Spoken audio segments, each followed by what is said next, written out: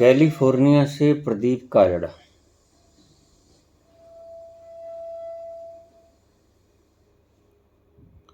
बहुत से संत ये कहते हैं कि मृत्यु के 38 या 40वें दिन आत्मा गर्भ प्रवेश करती है। आप कहते हैं कि आत्मा गर्भ में प्रवेश कर जाती है फौरन, जैसे ही उसका मोह भंग होता है पुराने शरीर के साथ। प्रकृति का ये दायित्व है कि वह उसे नया शरीर उपलब्ध करवा दे।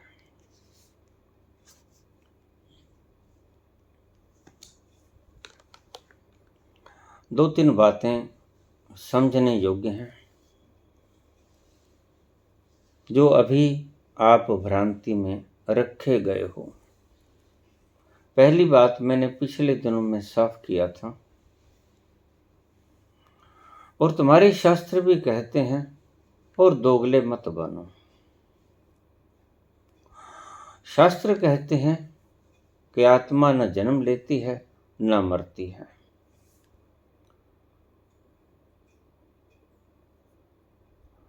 फिर जन्म लेने के लिए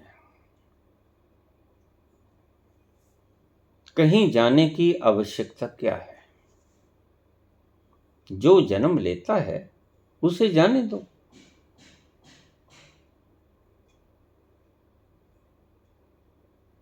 आत्मा अजन्मा है, अमृत है।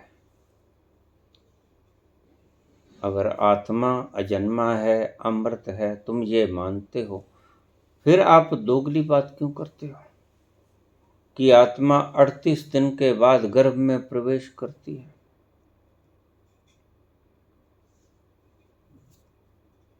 और फिर आप कहते हो कि आत्मा सर्वव्यापक है। अगर आत्मा सर्वव्यापक है तो फिर उसको एक जगह से दूसरी जगह पर जाने की आवश्यकता क्या है?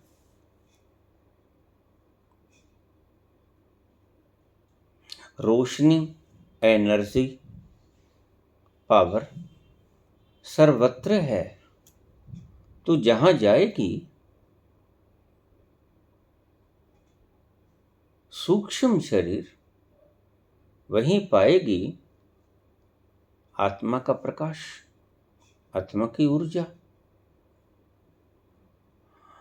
और फिर सम गुण है, क्वालिटेटिव कोई फर्क नहीं।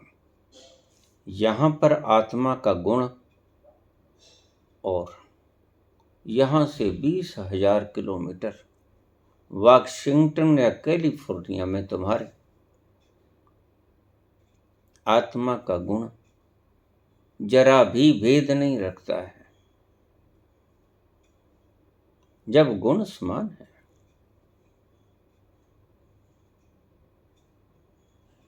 तो आत्मा को यहां से उठा के कैलिफोर्निया ले जाने की आवश्यकता क्या है? लालटेन तो आप तब उठाओ ना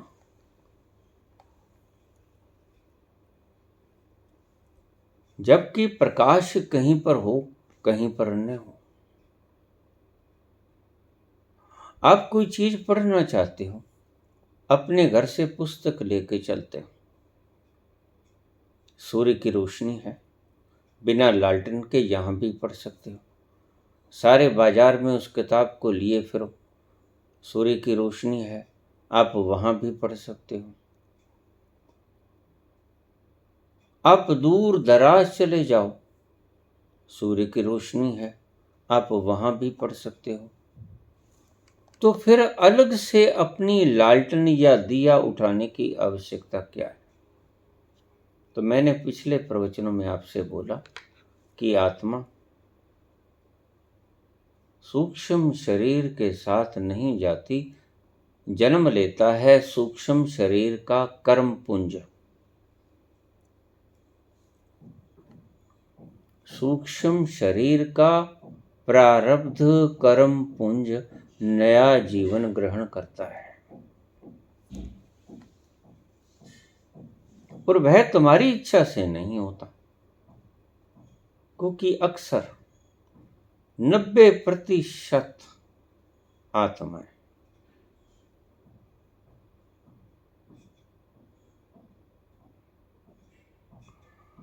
प्रकृति के अधीन होती हैं गर्भस्थ होने के लिए। आपको समझाया गया है कि आत्मा चुनती है अपना गर्भ, प्रत्येक आत्मा अपना गर्भ नहीं चुनती है। बहुत विस्तृत आत्मा है, कॉन्शियसनेस के उच्चतम तलों को छूने वाली, जिन्हें हम चेतन कहते हैं, चेतन आत्माएं, ऊंचे स्तर पर पहुंची हुई आत्माएं तो अपना गर्भ खुद ही चुनती हैं। जहां उन्हें लगता है कि मेरे आगे की साधना ठीक ठाक चलेगी, सब कुछ वही साधन मौजूद हैं, वातावरण मौजूद है जो मुझे चाहिए, उसी घर में प्रवेश कर जाएगी। ये जो लोग कहते हैं कि आत्मा 38-40 दिन के बाद गर्भ में प्रवेश करती है, इन्हें ज्ञान नहीं है खुद का। अगर ये पिछले जन्म में चले गए होते तो निश्चित ही ये बात ना कहते। इनका खुद का अनुभव नहीं है, किन्हीं शास्त्रों में से देख पढ़ लिया होगा और किन्हीं बुद्धुओं ने लिख दिया होगा और उसी बात को ये आगे फैलाई चले जाते हैं और वही चीज आपके दिमाग में घुसेड़े चले जाते हैं। ऐसा होता नहीं। आप जरा तथ्यों पर विचार तो कीजिए। अब तक ये धारणा थी, है भी अभी, कि जन्म आत्मा लेती है। तो जब मैंने सवाल किया मनीषी जनों से कि आत्मा को साथ जाना क्यों पड़ता है जबकि वो बेलाग है, निर्लिप्त है, अजन्मा है, अमृत है, क्या यहाँ की आत्मा और कैलिफोर्निया की आत्मा में क्वालिटेटिव कोई फर्क है? कहते नहीं। फिर अगर फर्क नहीं है तो आप यहां से उठकर आत्मा को साथ लेके क्यों जाओगे कैलिफोर्निया? जो प्रकाश यहां है वह कैलिफोर्निया में भी है, न्यूयॉर्क में भी है, सब जगह है। जब हम जीवन जी लेते हैं और इस मकान को खाली करते हैं तो अपने सारे कर्म, अपने सारे प्रारब्ध जो बच गए, जो इस जन्म में किए, जो पिछले कुल बकाया और अपने संस्कार, अपनी वासनाएं, अपनी कल्पनाएं, अपनी इच्छाएं जो अभी पूर्ण नहीं हुई, उनको साथ लेकर दूसरे गर्भ में चले जाते हैं। अब दूसरे गर्भ में चले जाते हैं, ये शब्द मैंने कहा। 90% लोग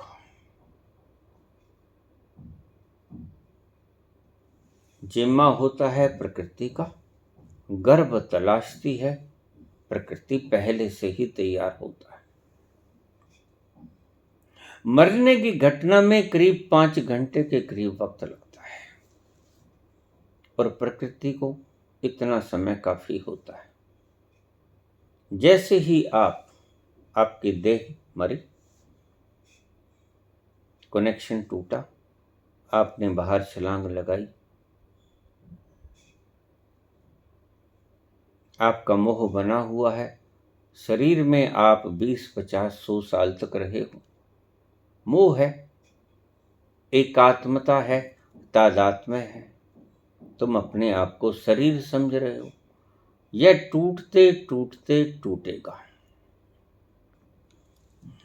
इसलिए हिंदुओं ने पूरे इंतजामात किए कि जितनी जल्दी हो इसकी देह को अग्नि भेंट कर दो। देह को मूल तत्व तो देह ही है।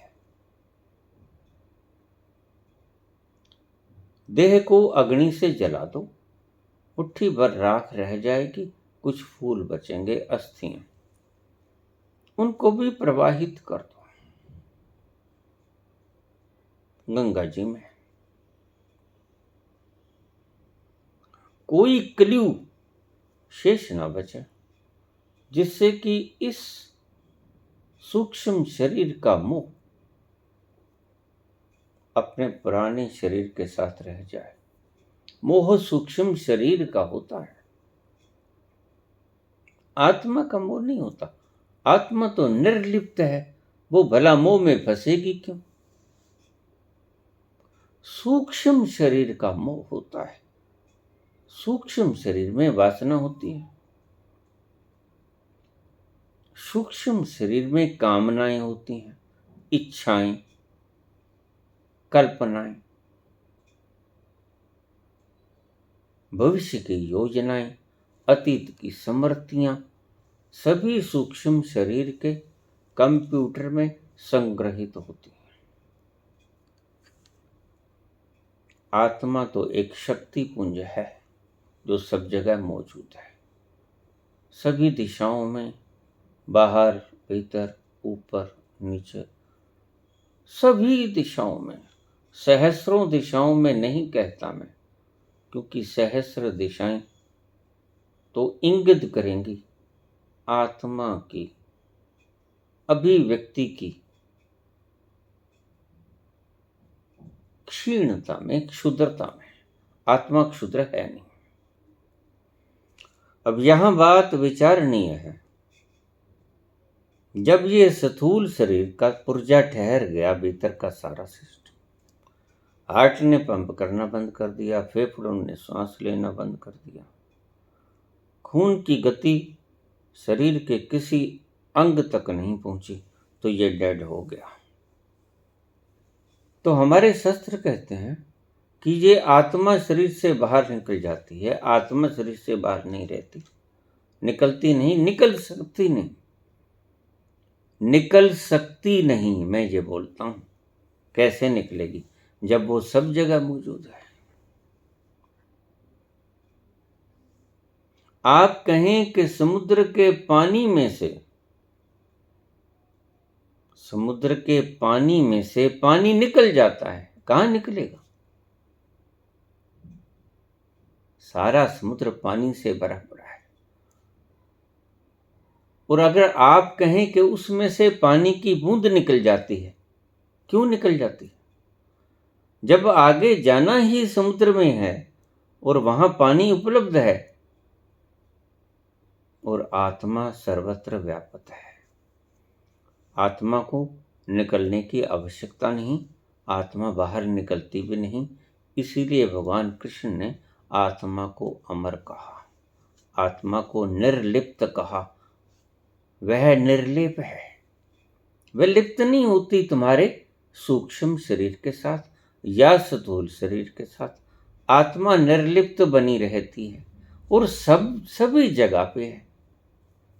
फिर देखिए, अब यहां समझने जैसी बात है। अगर रोशनी सब जगह मौजूद है, तो फिर आप अलग से रोशनी क्यों लेके जाओगे? जब रोशनी सब जगह मौजूद है, तो सूक्ष्म शरीर जन्म लेता है।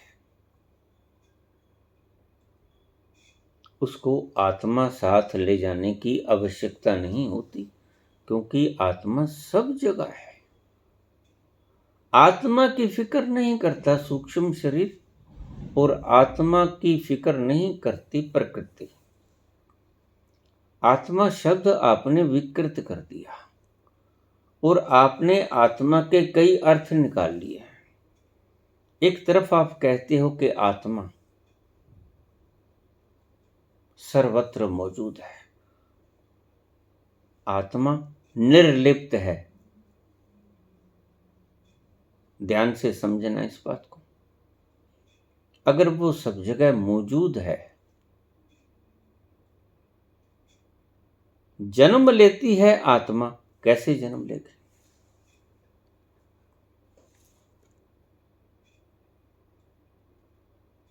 नहीं, यह फिलॉसफी गलत थी।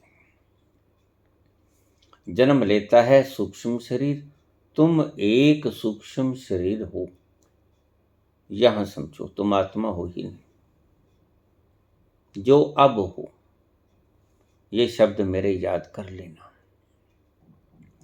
तुम जो अब हो वो सूक्ष्म शरीर हो, और सूक्ष्म शरीर में सारी कामनाएं, वासनाएं, भविष्य की योजनाएं, कल्पनाएं, अतीत की स्मृतियां, विकार, सभी कुछ मौजूद है, यानी कूड़ा। इसीलिए तुम दुखी होते हो। तुम कहता हूं, सूक्ष्म शरीर दुखों का कारण है। आत्मा को तो दुख लेश मात्र भी नहीं होता। आत्मा को न शस्त्र काटता है, न अग्नि जलाती है, न वायु सुखाती है, न पानी गलाता है। आत्मा निर्लिप्त है, निर्लेप है। आत्मा का काम सिर्फ ऊर्जा देना है। ऊर्जा का फैलाव है, ऊर्जा का स्रोत है आत्मा।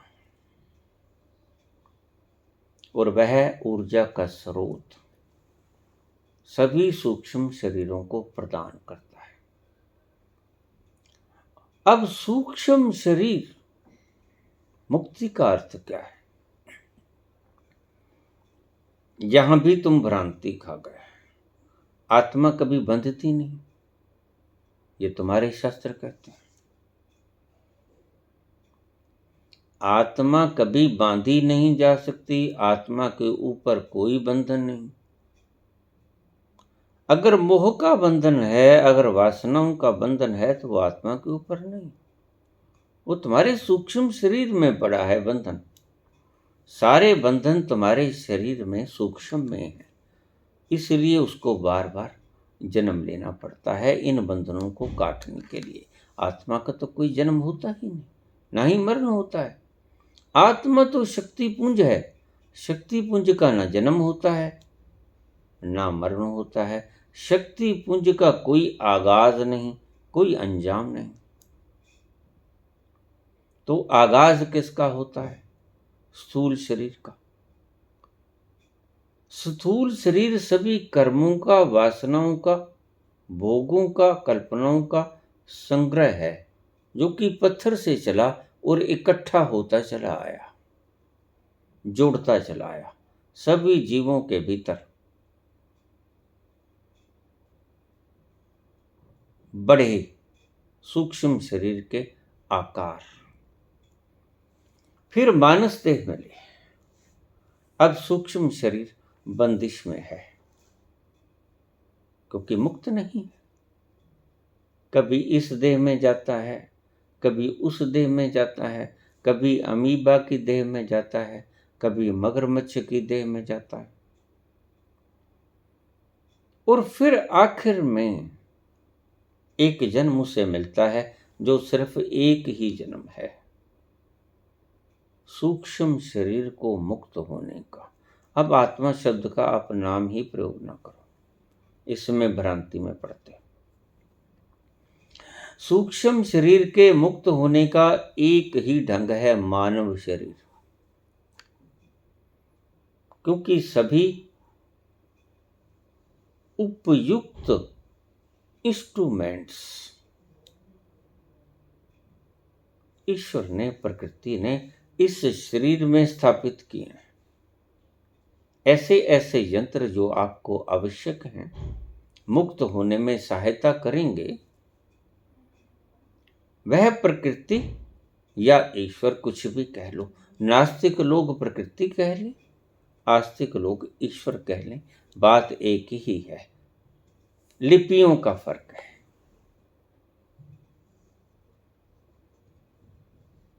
मनुष्य शरीर में आकर, मनुष्य के जामे में आकर, चोले में आकर उसको एक मौका मिलता है मुक्त होने का। मुक्त क्या होगा? स्थूल शरीर। स्थूल शरीर मुक्त होता है, सूक्ष्म शरीर मुक्त होता है। ये दोनों चीजें बंधन में हैं। कैसे? सूक्ष्म शरीर के भीतर की वासनाएं स्थूल शरीर के जरिए ही पूरी कर पाएगा। स्थूल शरीर का गुलाम है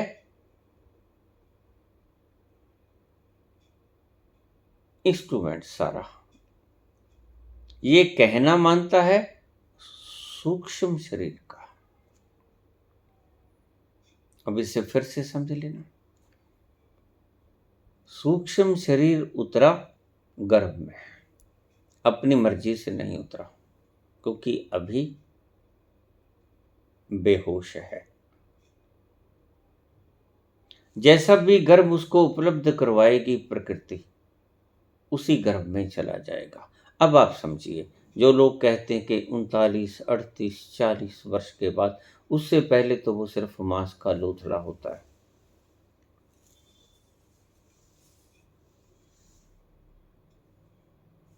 शास्त्रों की खुद की कसौटी के ऊपर ये वाक्य खरे नहीं उतरते।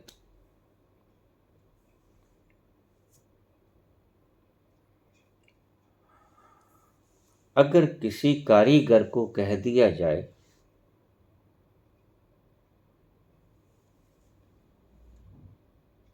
कि ये लो नक्शा और इस तरह का मकान बना दो, वो बना देगा। लेकिन क्या वही मिस्त्री, कारीगर बिना नक्शे के मकान बना पाएगा? बिल्कुल उसी तरह का जिस तरह की सूक्ष्म शरीर ने उसमें प्रवेश करना है। सूक्ष्म शरीर की जो वासनाएं हैं, जो भोगनी हैं, अतृप्त रह गईं, जो दुख हैं, जिनको उसने सुख में बदलने की चेष्टा करनी है।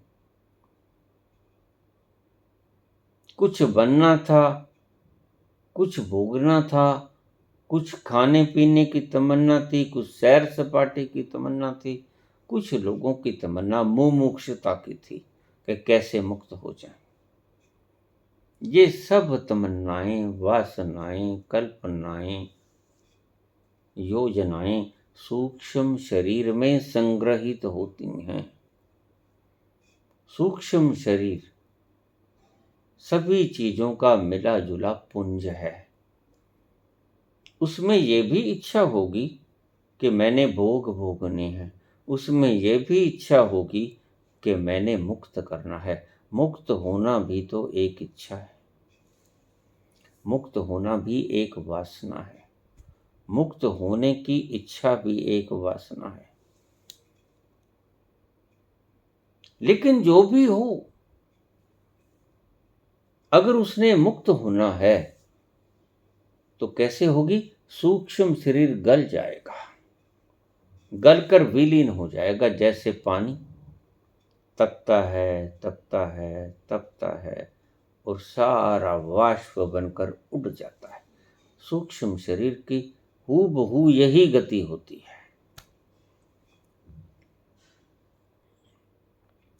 सूक्ष्म शरीर को मुक्त होने के लिए या भोग भोगने के लिए, दोनों बातों को समझ लेना, स्थूल शरीर की आवश्यकता पड़ेगी ही पड़ेगी। सो प्रकृति, जो व्यक्ति मर गया है, उसके सूक्ष्म शरीर को, अब आत्मा को मैं शब्द को प्रयोग नहीं करता क्योंकि आत्मा का जन्म नहीं होता, जन्म होता है सूक्ष्म शरीर का। तो प्रकृति उस सूक्ष्म शरीर के पुंज को, जिसे हम गठड़ी कह देते हैं, कर्मों की, इच्छाओं की, वासनाओं की, उसको वैसा ही गर्भ उपलब्ध करवा देता है। मुमुक्षा की इच्छा है तो वैसा, भोगने की इच्छा है तो वैसा, कल्पनाओं की इच्छा है, योजनाओं की इच्छा है तो वैसा, कुछ ऐसे संस्कार हैं जो पीछा नहीं छोड़ते, तो वैसा प्रकृति बड़ी समझदार है। प्रकृति इतनी माइन्यूटली समझदार है कि आप कल्पना भी नहीं कर सकते।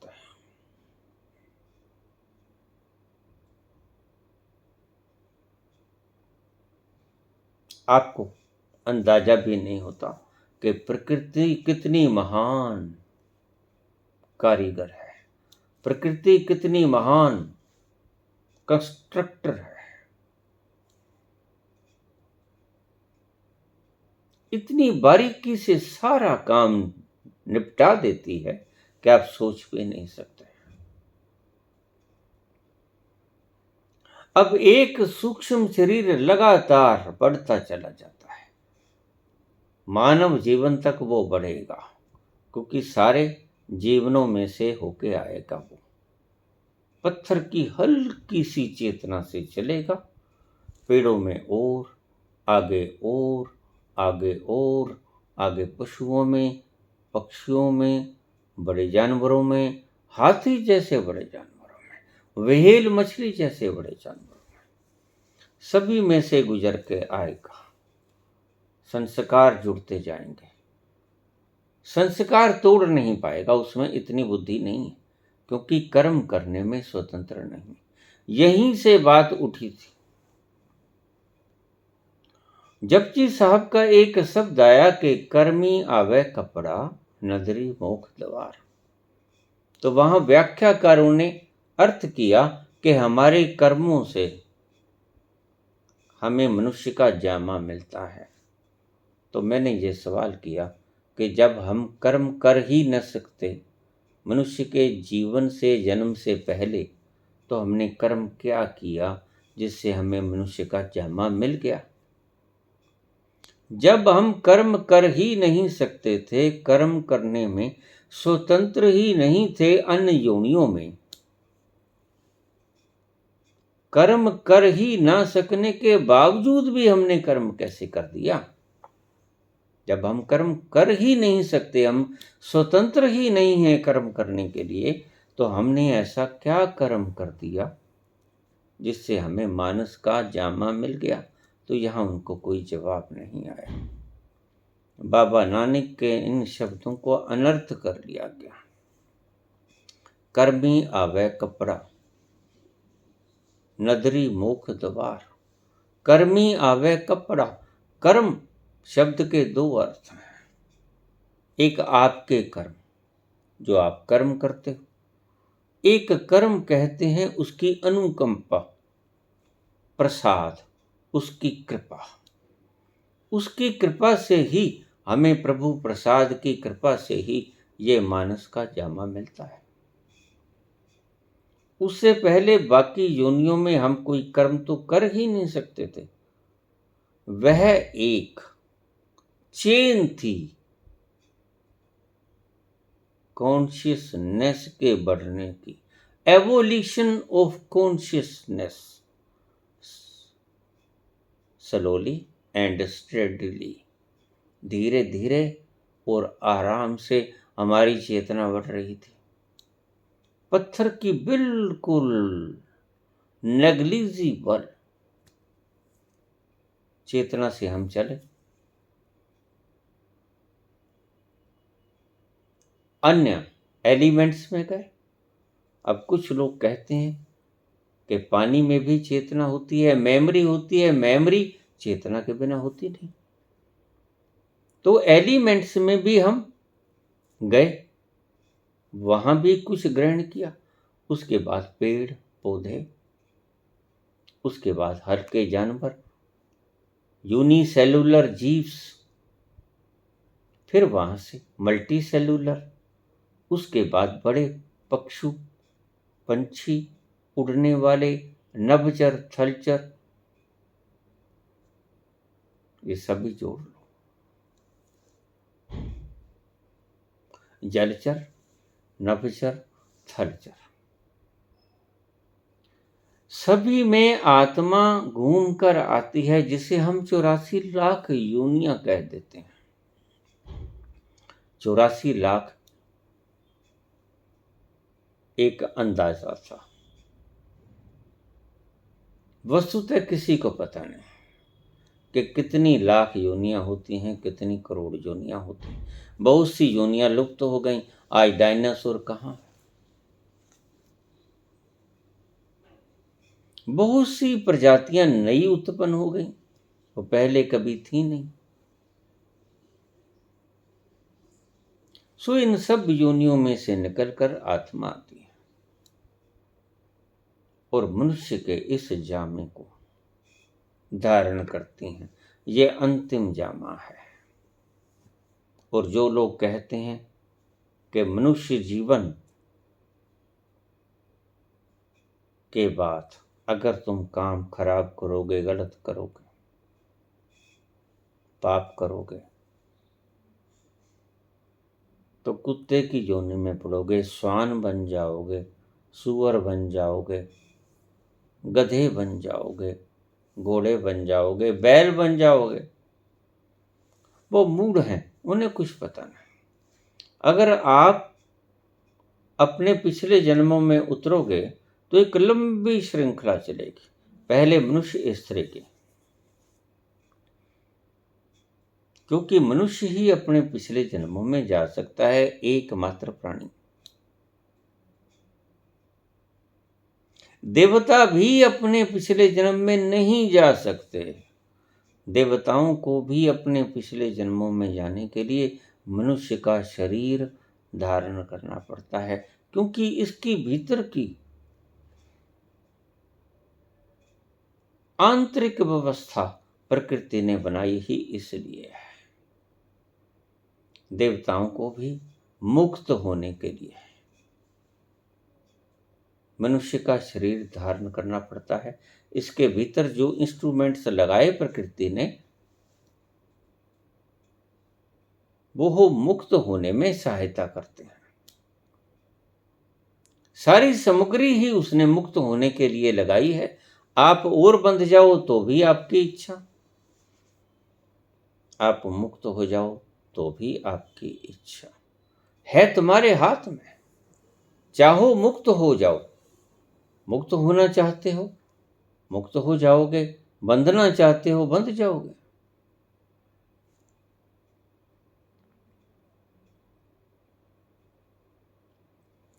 अगर 38वें दिन सूक्ष्म शरीर गर्भ में प्रवेश करता है तो मुझे कोई ये बताएगा कि नक्शा 38 दिन बाद आए। कारीगर 38 दिन में पूरी व्यवस्था कर देता है, आपको शायद पता नहीं। लोग कहते हैं 3 महीने में लिंग निर्धारण होता है, गलत कहते हैं। 3 महीने में लिंग का पता चल सकता है कि स्त्री है या आदमी है। लिंग तो प्रथम दिन ही पता चल जाता है कि एक्स से एक्स जुड़ा या एक्स से वाई जुड़ा एट द सेम टाइम। आने वाले वक्त में साइंस ऐसी आविष्कार कर लेगी, गर्भ धारण करते समय at the same movement machine बता देगी कि ये मनुष्य का, देखिए मनुष्य में अकेले में वाई क्रोमोसोम होता है, स्त्री में तो मात्र 23 के 23 पेयर्स एक्स क्रोमोसोम्स के होते हैं। मनुष्य में सिर्फ एक वाई क्रोमोसोम होता है।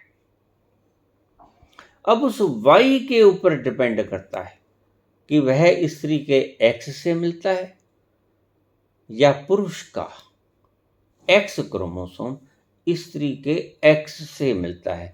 स्त्री के पास तो सिर्फ एक्स क्रोमोसोम ही है, वाई नहीं है।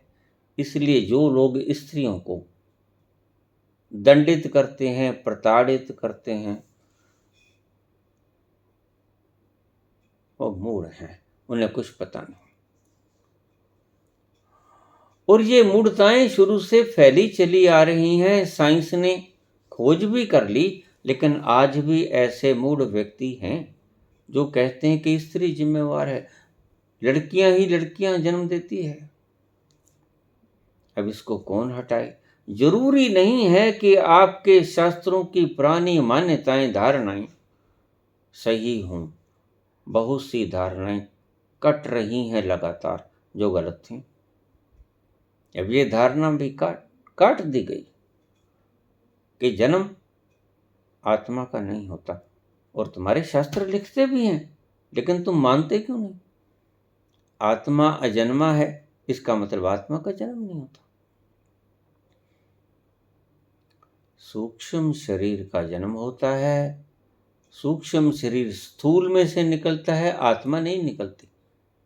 आत्मा निकलेगी भी कैसे? एनर्जी इज प्रेजेंट एवरीवेयर, हर जगह मौजूद है। कहाँ निकलेगी, कहाँ जाएगी? इधर उधर होता है सूक्ष्म शरीर। आत्मा सेटल है, स्थिर है, शाश्वत है, अचल है, हिलती नहीं, फिर निकलेगी कहाँ? जब आत्मा हिलती नहीं तो निकलेगी कहाँ? निकलने में तो हिलना जरूरी है।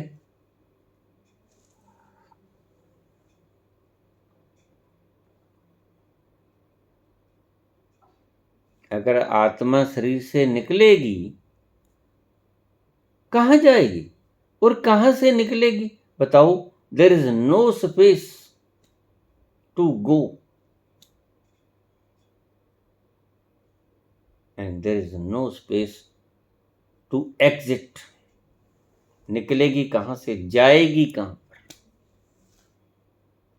सभी जगह आत्मा है। Energy is situated everywhere, energy is fulfilled everywhere. कोना कोना, जर्रा जर्रा उस ऊर्जा से भरा पड़ा है। ईशावास्यमिदं सर्वम यत् किंच जगत्याम जगत, इस जगत के कण कण में विद्यमान है। तुम ये भी कहते हो। तुम्हारा ईशावास्य उपनिषद ये कहता है,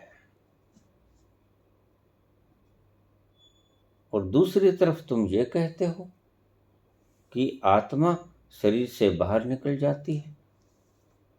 शरीर से बाहर निकल जाती है तो हिलेगी ना, फिर आप अचल कैसे कह पाओगे उसे? अगर यहां से भीतर से बाहर छलांग लगाएगी आत्मा तो अचल कैसे रह गई, और फिर सर्वत्र मौजूद कैसे रह गई? मूढ़ता की बातें हैं, मूर्खता की बातें हैं। तुम्हारे में बुद्धि नाम की कोई चीज है ही नहीं। एक ही शास्त्र में उसी चीज के अनेक तरह से वर्णन किए गए हैं। उसी चीज में तुम कहते हो कि आत्मा अमर है, अजन्मा है, और उसी चीज में आप कह देते हो कि आत्मा चली जाती है, शरीर दूसरा धारण कर लेती है। अरे भी, जब सब जगह मौजूद है तो उसको कहीं जाने की आवश्यकता क्या है? और जब उसका जन्म ही नहीं होता तो वह जन्म लेगी कैसे? ये खोपड़ी को खुजलाने वाली चीजें हैं। तुम्हारी खोपड़ी हिल जाती है यहां आकर। दीजिए मेरे प्रश्न का जवाब। अगर कोई मनीषी इसे सुन रहा हो, अगर आत्मा सर्वत्र मौजूद है तो छलांग लगाएगी कहां? कोई स्थान बाकी ही नहीं उछलने को, हिलने को स्थान नहीं।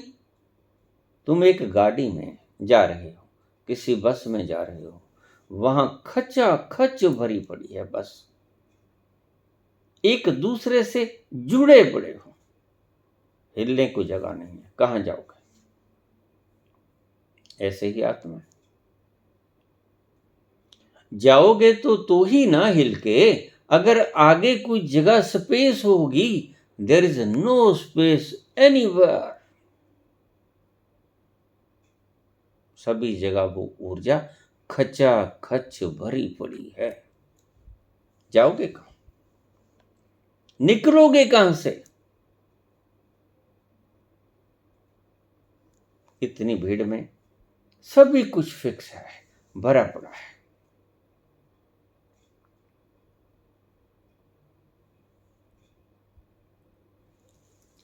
आत्मा न छलांग लगा सकती है, न उसे छलांग लगाने की जरूरत है। आत्मा is just a energy and that energy is present everywhere. आत्मा एक ऊर्जा है और वह सर्वत्र विद्यमान है। इसलिए जो व्यक्ति कहते हैं कि आत्मा का जन्म होता है, वह स्थूल शरीर के सूक्ष्म शरीर के साथ जाती है स्थूल शरीर में प्रवेश करने, तो वह मूर्खता से अतिरिक्त और कुछ नहीं बोल रहे हैं। सोच के देखिए, और अगर किसी मनीषी के पास जवाब हो तो मुझे अवश्य दीजिए। मैं ऐसे लोगों को अज्ञानी कहता हूं, जो जानते नहीं कह देते हैं, क्योंकि आगे जानकार कोई है ही नहीं जो आपकी गलती निकालेगा। अगर कोई जानकार आ गया, वो आपकी फट्टी पोंछ देगा। आओ जवाब दो। अब दो जवाब, मैंने प्रश्न कर दिया। अगर आत्मा सर्वत्र विद्यमान है, आत्मा कह लो परमात्मा कह लो, कोई बात नहीं, शब्दों में मत जानो। अगर आत्मा या परमात्मा सभी जगह विद्यमान है, सभी जगह, in the every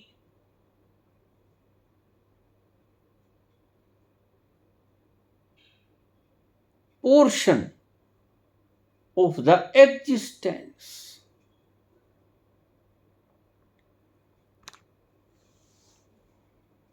every particle of the existence,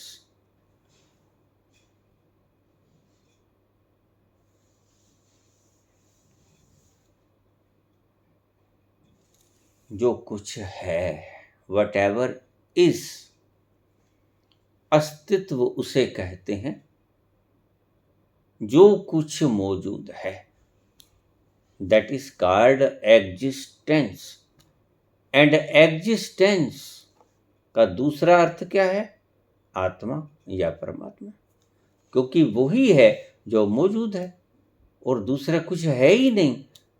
फिर समझाऊं?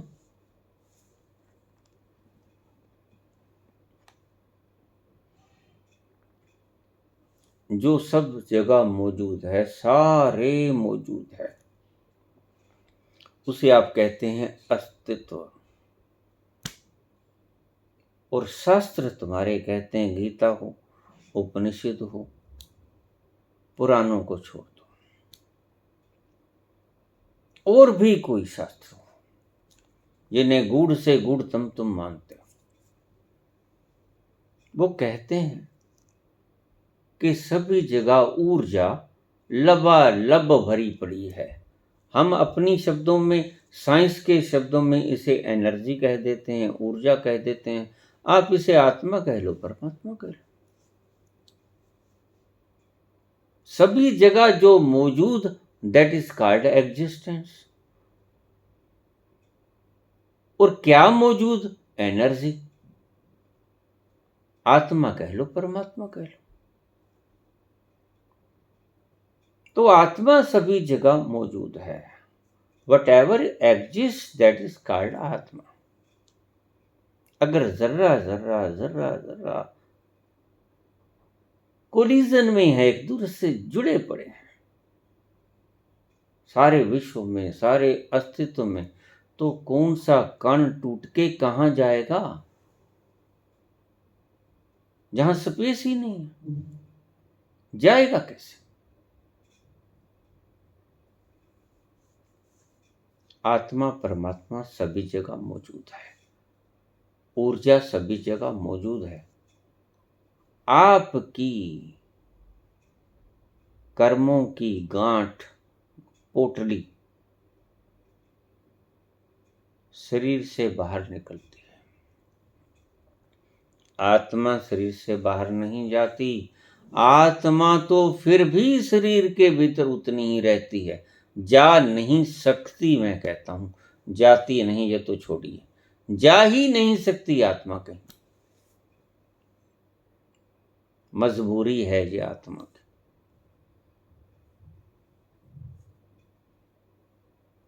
तो जन्म लेने के लिए जाता कौन है? सूक्ष्म शरीर की वो पोटली क्यों जाती है? मुक्त होने के लिए, विनष्ट होने के लिए, गलने के लिए।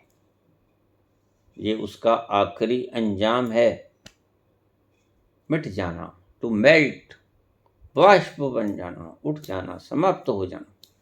ये उसका आखिरी गंतव्य है। सूक्ष्म शरीर का गलना आखिरी गंतव्य है, और तुम सूक्ष्म शरीर के गलने से डरते हो। और कबीर कहते हैं, जिस मरने से जग डरे मेरे मन आनंद। उन्होंने तत्व का दर्शन कर लिया, उन्होंने मूल स्रोत का दर्शन कर लिया। तुम डरते हो कि मेल्ट ना हो जाए, और मेल्ट करना ही, उसको पिघलाना, वाष्प बना के समाप्त कर देना, यही हमारा लक्ष्य है। तुम इसको बड़े सुंदर सुंदर रूप दे देते हो। मुक्त होना है, भला जब वाष्प नहीं बनेगा, टूटेगा नहीं, सब कुछ मेल्ट ना होगा, तो मुक्त कैसे होगा? यही तो बंधन है। वासनाएं मिट जाएं तो बंधन थी ना, तो वासनाओं से मुक्त हो गए ना। बस ऐसा ही वासनाओं का एक पुंज है तुम्हारा सूक्ष्म शरीर, वो सब वासनाएं हैं। चाहे मुक्त होने की वासना हो, उसे भी वासना ही कहता हूं मैं। और चाहे बड़े से बड़ा विद्वान, कवि, राजनेता, डिक्टेटर, धनी, प्रज्ञावान ऑफिसर, आपका आईएएस, आईआईएम, आईआईटी से बड़ी आप दक्षता से कहते हो।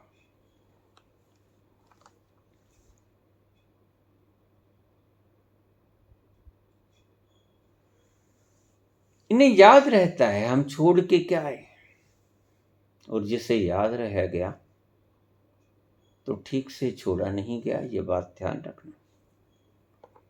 अगर आप पीछे कुछ छोड़ आए हो,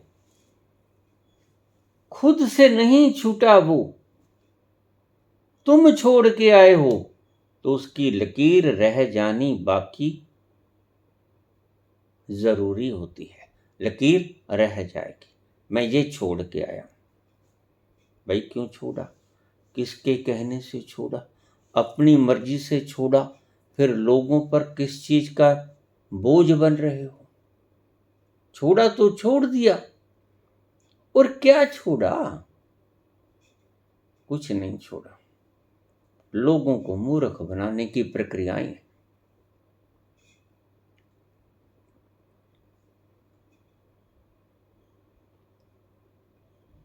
अगर ना छोड़ोगे तो मौत नाम का एक सितारा आपसे छुड़वा लेगा भाई। ना छोड़ो। कौन कहता है छोड़ो? लोगों के दिमागों के ऊपर बोझ क्यों बनते हो कुछ छोड़कर? बुद्ध ने कभी नहीं कहा मैं कपिल वस्तु को छोड़कर आया, लेकिन बहुत से महान पुरुष घोषणा करते हैं, मैंने ये छोड़ा, मैंने ये छोड़ा, मैंने ये छोड़ा।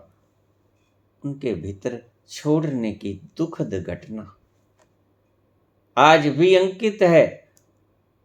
दुख से भरे मन से छोड़ा तो आज दुखी हो रहे हैं, मैंने ये रुतबा छोड़ा। भाई ना छोड़ते, किसके कहने से छोड़ा? तुमने छोड़ा तो अपनी इच्छा से।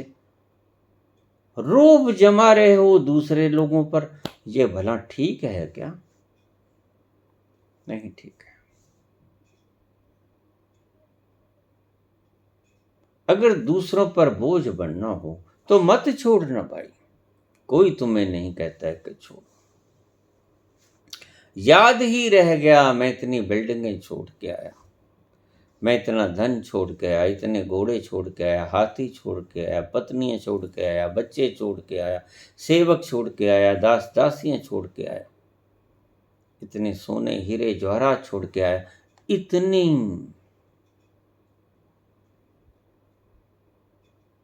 उपाधियां छोड़ के आया। कुछ तो कह देते हैं हम तो नौकरी छोड़ के आए आईएएस की। अरे भाई, आईएएस हो गया कि परमात्मा हो गया?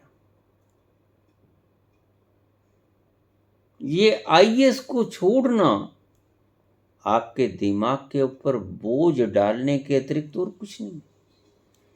आप अगर इनके मनों को डाइसेक्ट करोगे, चीरोगे, विश्लेषित करोगे, तो उसके भीतर वासना ही पाओगे।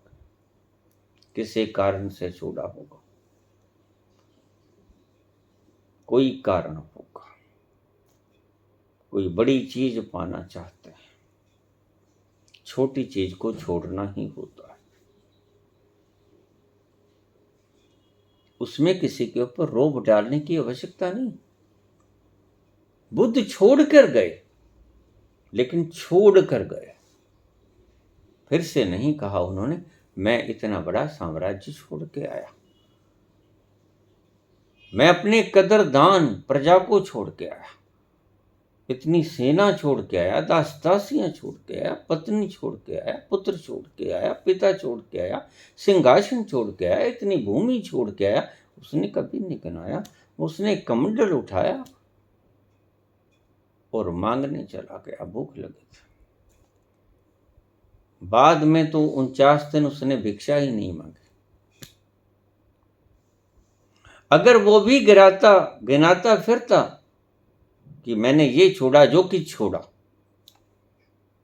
तो 2 कोड़ी का व्यक्ति होता महात्मा बुद्ध, लेकिन उसने ये गिनाया नहीं, इसलिए महान आत्माओं में गिना गया। इसीलिए हिंदू धर्म को 9वां अवतार घोषित करना पड़ा महात्मा बुद्ध।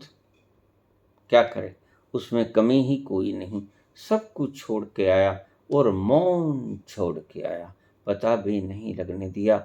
महात्मा बुद्ध को एक शब्द दिया गया, एक अलंकार कहूंगा मैं इसे, वास्तव में वो अलंकार है, क्योंकि छोड़ के भी आया और गुणगान भी नहीं किया, छोड़ने का वर्णन भी नहीं किया, तो शब्द उसके लिए प्रयोग किया गया अद्भुत, तथागत। तथागत का अर्थ होता है जैसे आया वैसे चला गया। हवा का झोंका आया, वो भी पता चलता है, आपको टच करके जाता है। आप जानते हो कि शीतल हवा का झोंका आया या गर्म हवा का झोंका आया, लेकिन तथागत तो अद्भुत शब्द है, जो आया और जैसा आया वैसा चला गया। तथ आ गत, जैसे आया चला गया, बिल्कुल नहीं रोया, बिल्कुल नहीं चिल्लाया। ये अपने छोड़ने का बखान करने वाले लोग एक तरह से, आपको नहीं पता, आप इनके हृदय में झांक के देखोगे तो इन्हें रोते हुए पाओगे, छोड़कर गलती कर बैठे। अगर छोड़कर गलती कर बैठे तो भाई लौट जाओ, लेकिन अब लौटने को स्थान नहीं, तो बखान ही तो करोगे। और फिर ऐसे ऐसे सिद्धांत प्रतिपादन करते हैं जिनका कोई सर पैर ही नहीं होता। जिस बात की व्यक्ति की लास्ट मंतव्य है, गंतव्य स्थान पे जाना होता है व्यक्ति की आखिरी गति, वहां तक पहुंचने का कोई फार्मूला ही नहीं। ऐसे ऐसे प्रश्नों का जवाब देते हैं, इन प्रश्नों का जवाब देने का अर्थ भी कुछ नहीं, पूछने वाले भी ऐसा ही पूछते हैं और जवाब देने वाले भी ऐसा ही दे देते हैं। हम प्रसंग पे आ जाएं। आत्मा शरीर छोड़ ही नहीं सकती, छोड़ती नहीं ऐसा नहीं, छोड़ ही नहीं सकती, क्योंकि कहां जाएगी, कहां से छोड़ के जाएगी। जर्रा जर्रा भरा पड़ा है उसी आत्मा से। जहां जाएगा सूक्ष्म शरीर, वहीं पाएगा रोशनाई आत्मा की। फिर कोई स्पेशल रोशनी ले जाने की आवश्यकता है किसी विशेष सूक्ष्म शरीर को, जब सभी जगह वही गुण लिए आत्मा ही मौजूद है।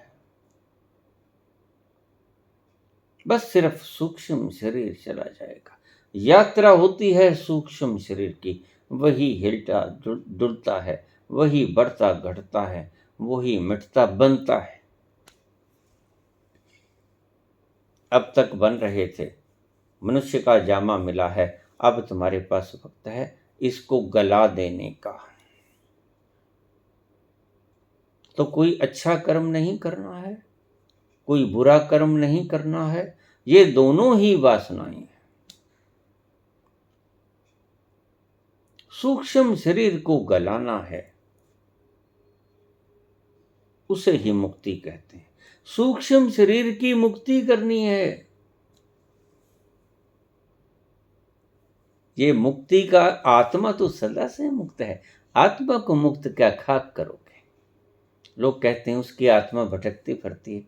अरे भाई, आत्मा कभी भटकती है? एक तरफ तुम्हारे शास्त्र कहते हैं कि आत्मा बिल्कुल नहीं भटकती, वो तो स्थिर है, अचल चीज कैसे भटकेगी? अगर अचल भटकेगी तो अचल हुई कैसे? आत्मा नहीं भटकती, भटकता है सूक्ष्म शरीर, जुड़ता है सूक्ष्म शरीर पिछले जन्मों के अनुभवों से।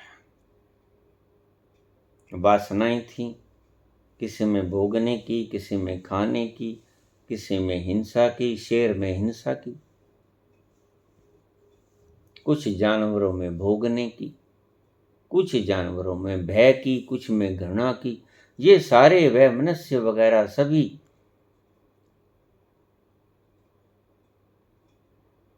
संस्कार लेकर बढ़ता जाता है सूक्ष्म शरीर, और आखिर में प्रवेश होता है मानव शरीर में। अब तुम्हारे पास वक्त है, जब इस पोटली को, सूक्ष्म शरीर की पोटली को गला दो, और सूक्ष्म शरीर की पोटली को गला देना ही लक्ष्य है।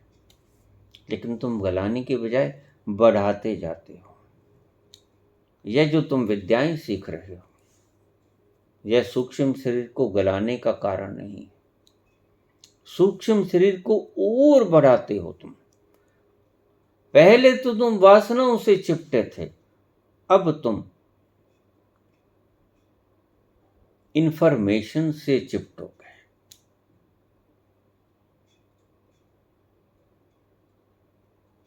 आपका चिपटना बढ़ गया।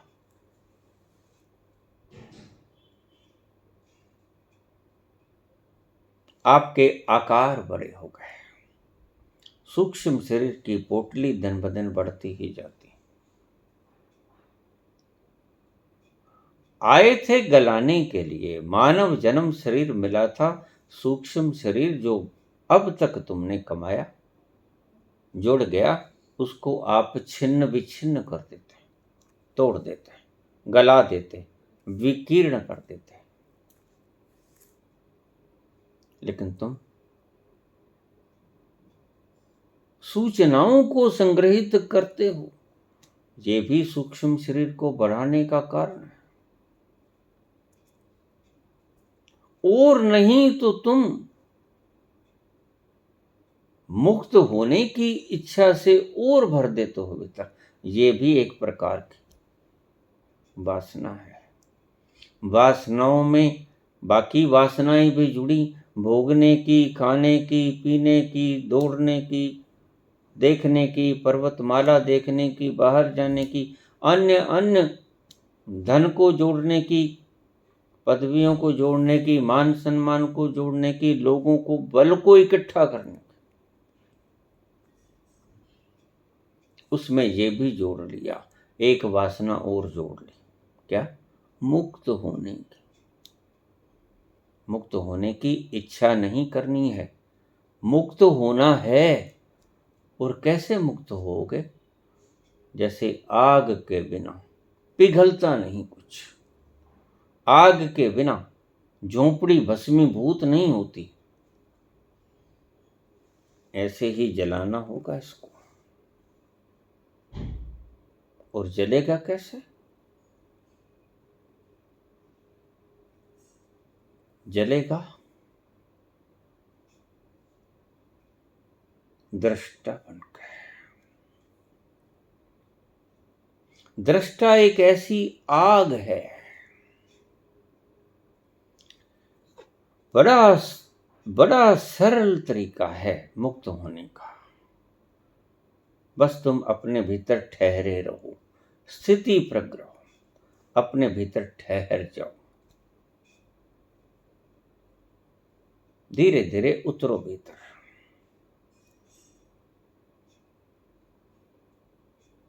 और जहां वह शंख नाद हो रहा है, वह ओंकार का नाद हो रहा है, उसमें प्रज्ञा में, उसको प्रज्ञा कहते हैं भगवान कृष्ण, उसमें स्थित हो जाओ। वही दृष्टा है, उसमें स्थित होने से ही आपका सूक्ष्म गल जाएगा।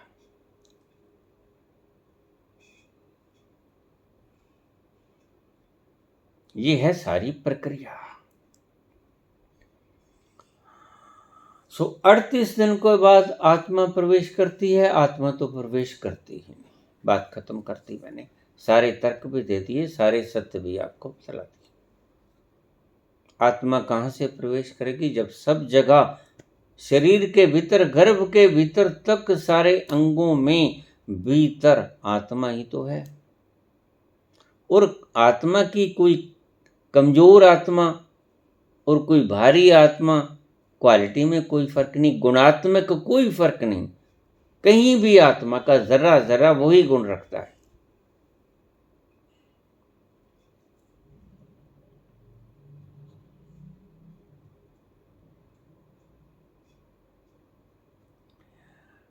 प्रवेश करता है सूक्ष्म शरीर, और सूक्ष्म शरीर जब प्रवेश करता है, बिल्कुल उसी वक्त में करता है जब व्यक्ति के माता पिता संभोगरत होते हैं। एट द सेम टाइम, इधर स्पर्म अंडाणु से भिड़ा, उधर सूक्ष्म शरीर ने प्रवेश किया। At the same time. अरे बिना मिस्त्री को नक्शा दिए मकान बनाना शुरू कर दोगे? क्या करोगे 38 दिन? 38 दिन में तो आधा महल तुम्हारा तैयार हो जाएगा। बाद में नक्शा दोगे? उसके प्रारब्ध कर्मों को साथ लेके आया है सूक्ष्म, और उसी के हिसाब से महल का उसारा जाना है, सारा ढांचा। और वो तो किसी ने दिखाया भी नहीं, वो तो दूर है, नक्शा तो बहुत दूर है। तो बनाओगे क्या खाक? ये मांस का लोथड़ा, क्या खाक बनाओगे? अगर इसका कोई अंग कमजोर करना है तो प्रकृति रूपी मिस्त्री को पता ही नहीं। जब वो पुंज आएगा सूक्ष्म शरीर का अपने कर्म लेके, तो उससे पता चलेगा प्रकृति को कि इसका ये अंग कमजोर कर देना है। लोगों के, कईयों के एक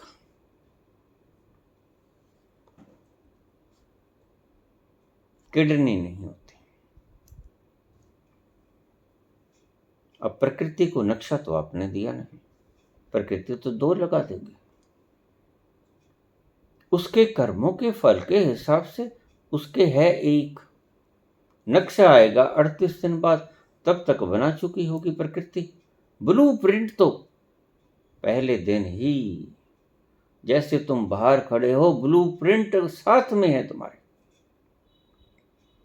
वो ब्लू प्रिंट ही बड़ा होना होता है। वक्त आएगा, गर्भ में प्रवेश करते वक्त कुछ ही घंटों में आप व्यक्ति का सारा, शरीर का सारा, बाहर भीतर का नक्शा पेश कर सकते हो कि ये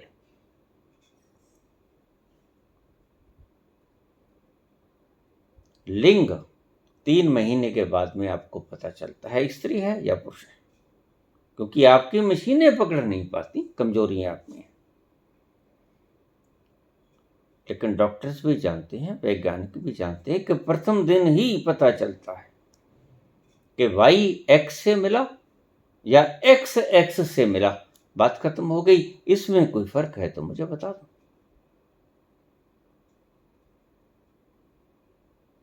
बिल्कुल उसी वक्त निर्धारित हो जाता है फ्रॉम द वेरी बिगिनिंग। गर्भाधारण के बाद क्या खाक आएगा नक्शा।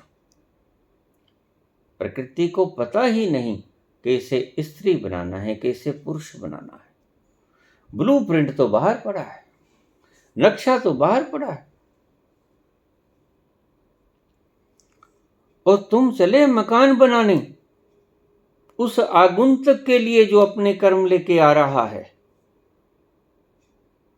टेढ़ा मेढ़ा अष्टावक्र कैसा क्या बनाना है उसके कर्मों के अनुसार, कि सीधा साधा बनाना है, कितना इसका कद होगा। सारा कुछ इसने पूर्व के हिसाब से प्रारब्ध कर्म अब तक तो हो चुके ना, अब इसके आगे तो कुछ है ही नहीं। अब समाप्ति हो गई एक जीवन की, वो पूरे का पूरा ढांचा साथ लेके आएगा और पूरे का पूरा नक्शा शरीर का बिल्कुल बनाने में प्रकृति वैसा ही बना देगी उसके कर्मों के अनुसार। ईंटें पहले लगा दोगे, बनाना पहले शुरू कर दोगे, जब तक आएगी आत्मा प्रवेश करेगी आप कहते हो, तब तक तो मामला खत्म, गड़बड़। नहीं, ऐसा नहीं होता है। पहली बात, आत्मा प्रवेश नहीं करती, जरूरत नहीं, सभी जगह वही है। सूक्ष्म शरीर का जन्म होता है, सूक्ष्म शरीर का मरण होता है, सूक्ष्म शरीर देह से निकलता है।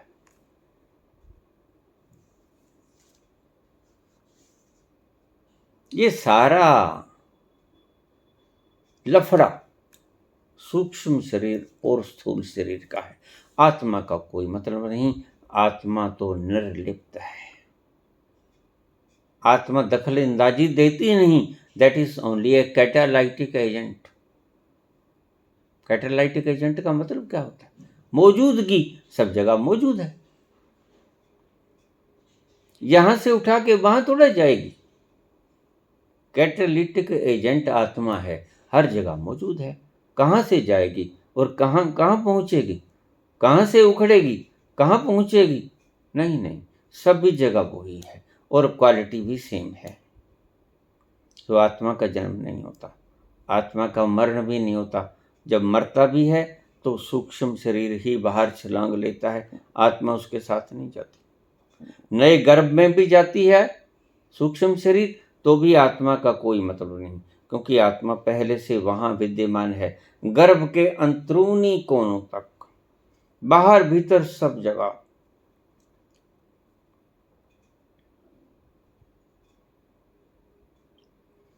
अब तक आपको मूर्ख बनाया गया था, न किसी ने सोचा, और सोचा क्या खाक। किसी ने अनुभव किया हो तो वो सोचे, किसी ने अनुभव किया हो तो आपको बतलाएं। ये बातें अनुभव की हैं, अनुभव से सारी चीजों का विस्तार होता है, व्याख्या होती है। जब जाना ही नहीं, शब्दों से शब्दों की व्याख्या करते जाओ, रहस्यों का आपको कोई पता नहीं। 38 दिन बाद बाबा आत्मा प्रवेश करती है अपने घर में जो बनना है।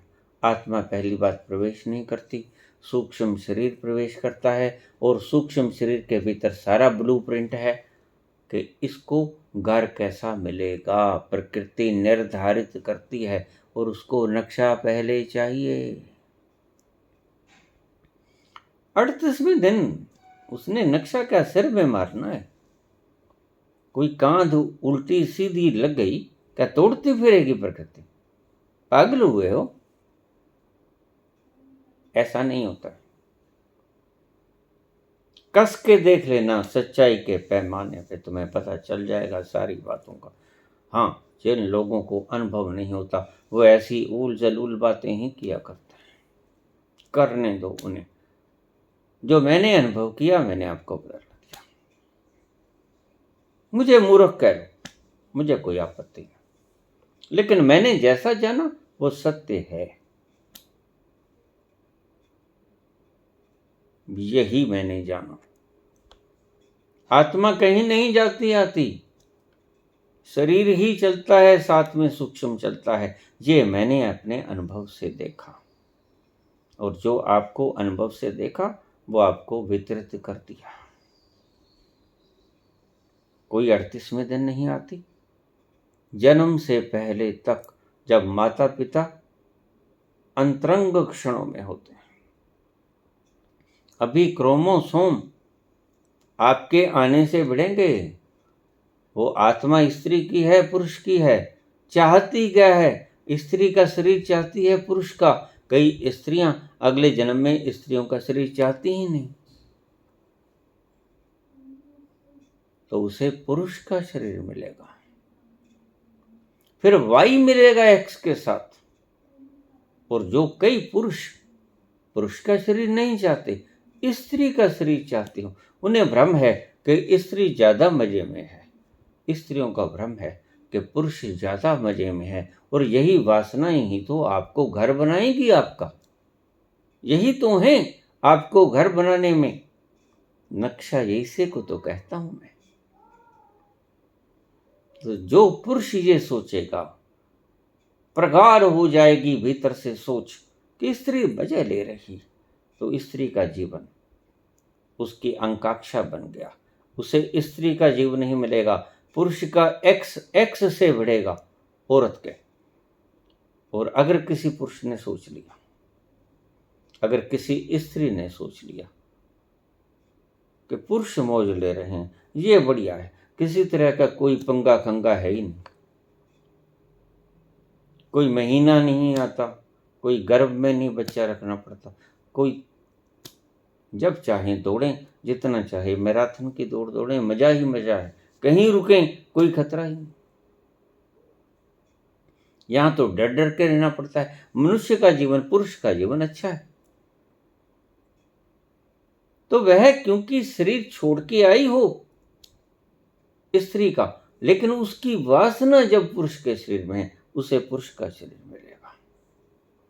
तो उसका वाई, पुरुष का वाई क्रोमोसोम भिड़ेगा। स्त्री के पास तो एक्स ही है, वो पुरुष होगा।